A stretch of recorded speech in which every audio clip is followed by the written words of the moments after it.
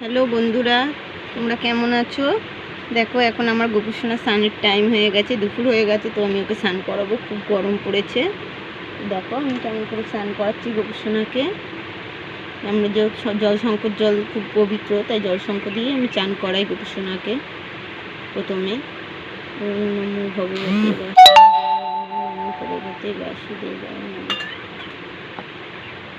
নমো ভগবতে বাসুদেবায় নমঃ।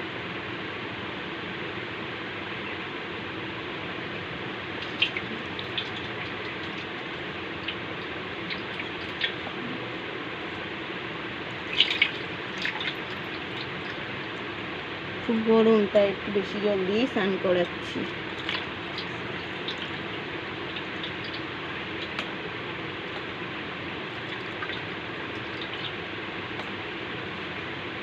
আমার গোপুসোনার চান হয়ে গেছে।